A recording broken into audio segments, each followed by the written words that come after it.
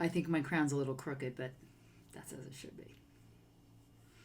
I have been waiting to talk about archetypes for some time now.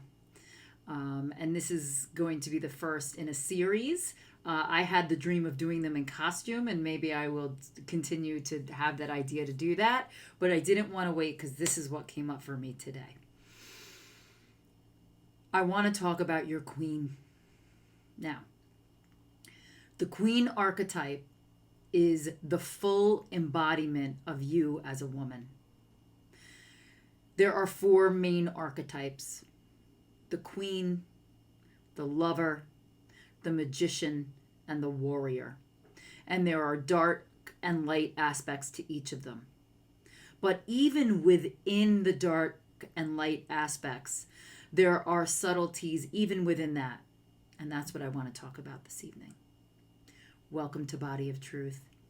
Body of Truth was born out of necessity. It was born because after years of kind of going along half asleep, going through the motions and knowing that something wasn't quite right, but allowing my life to happen to me, my marriage ended with a phone call, a 25-year-long marriage. My son very shortly after left for college, and I was left with both of those identities of wife and mother that were my primary identities splintered into pieces. So I fell apart. I floundered for a year, really barely holding my shit together, kind of able to function at work, but barely. Really stuck in the pit, screaming. But being in the pit allowed me to finally run out of steam to fight. And in that place of exhaustion, I allowed my inner voice. I was just too tired to stop not listening to it. And so I started to listen to my inner voice. And along with that inner voice came some really, really tough lessons. It also made me kind of take stock of what I wanted as I moved forward and what I didn't. And then the most important lesson that I got in that time, at the tail end of that time, was in making these pretty dramatic fundamental changes to my life. I really needed to make them my new life. My new life needed to consist of these changes. So to make them stick, the techniques of bringing them up and through your physical body so that your mind thinks that they are physically real, and then your mind creates that physical reality in the outside world as well. And so that really transformed everything for me. And I hope to share some of that transformation with you and at least get you to start to listen to your own intuition, because it's there and you are wise. So the queen. I don't yet fully inhabit my throne, but at least it's in sight. It wasn't in sight for years.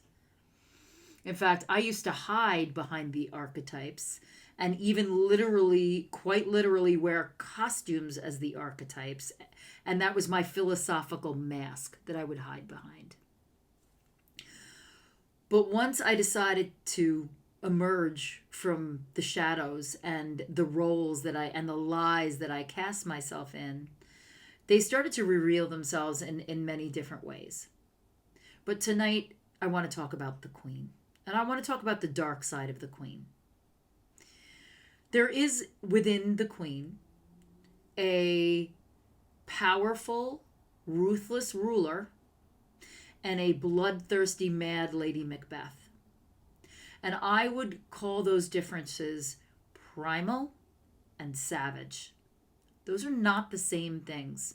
And I want to discuss the difference between the two of them. Primal is allowing yourself to, first of all, fully inhabit your body, letting it react naturally to what's happening to it, letting your body course through rage, letting your body course through sadness, letting these feelings come up and all the way through your body. Primal has a nature about it that is uncensored. It's where your rage gets very pure. And in fact, I would say that if you've got a clean rage, it is sacred. It is the kind of anger that burns clean. And it is essential for you to lead your life from a place of power.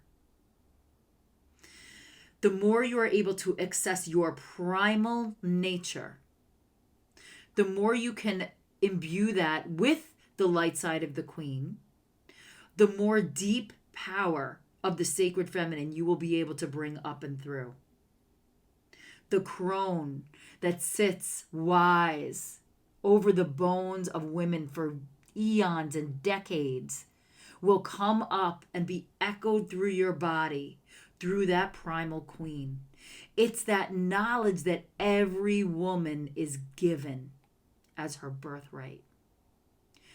The savage queen has elements of the primal queen. She's in touch with her body. She's in touch with her rage, but the rage is not sacred.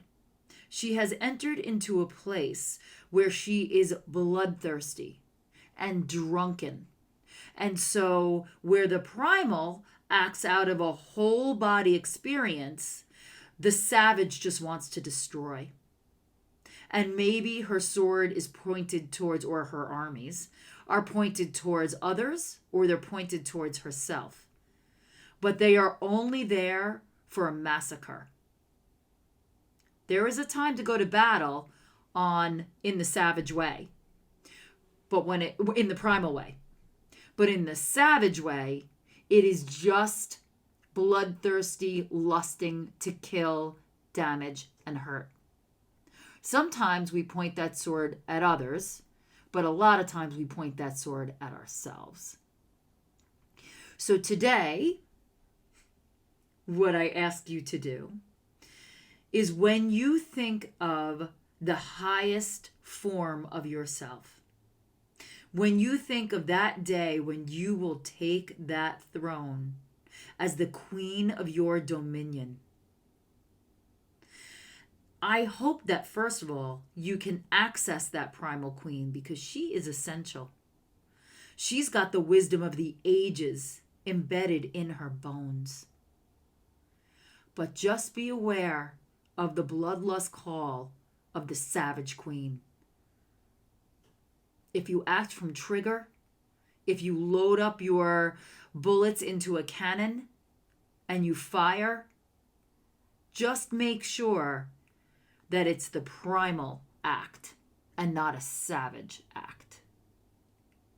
One has ethics and morality in it. One, those no longer apply. I want to talk more about the light side of the queen and every archetype. They are all so important to recognize, and I would say if you can anchor some of your triggers to them, you have a very quick time taking something that triggers you, allowing the story to build around what archetype you think it is surrounding, and being able to take that trigger out of your body and just allow it to hold space but not control you. How many times have I said, oh, my warrior's coming to play, and she wants to just mow everybody down. But the awareness will help you keep that on the earth and not just spinning around on plates. I know this is a little philosophical, but we all have the queen within us.